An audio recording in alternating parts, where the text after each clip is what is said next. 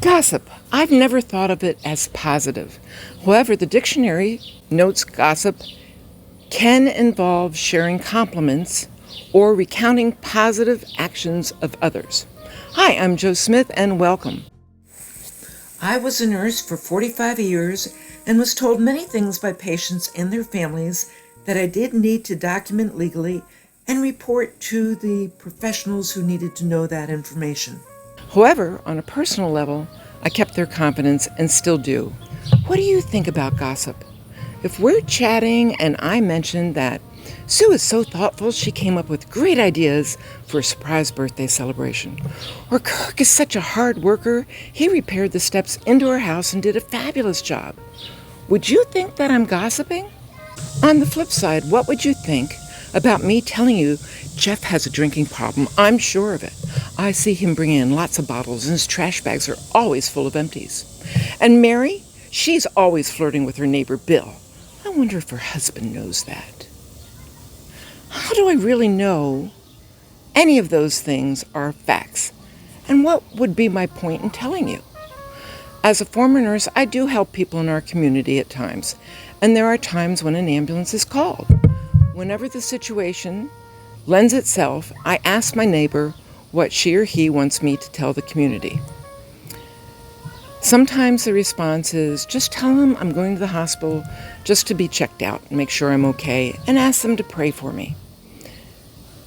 Sometimes a person tells me that it's okay to post it on the community page and social media. There are times when I'm pressed for details, and I respond, that will be up to the person to tell you any details. I appreciate the concern. However, my duty as a friend is to keep confidence. I was given the following advice back in 1972. Try not to make any changes for 6 months. You're going to be bombarded with information about your staff, and sometime you will find out who the real troublemaker is. I also realized that I needed to prove myself to my coworkers as well. Was I there for them? Did I have their backs? Did I give them the opportunity to improve?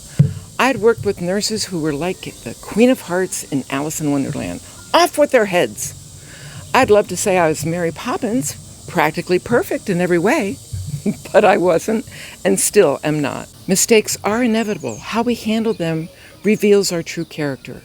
Eliminating negative gossip is a great start to improving our lives. When my husband hears gossip, he thinks of the 1968 hit sung by Jeannie C. Riley, Harper Valley PTA. Do you remember it?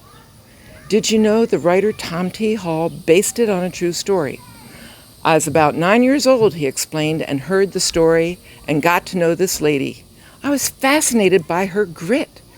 To see this very insignificant, socially disenfranchised lady, she was a single mom who was willing to march down to the local aristocracy and read them the riot act, so to speak. It was fascinating. A link to the article is in the description. My dad frequently said, when you're pointing your finger at someone else, there are 3 fingers pointing back at you. I'm Jo Smith, encouraging you to think about things differently. Decide what you really want out of life, who you want to be.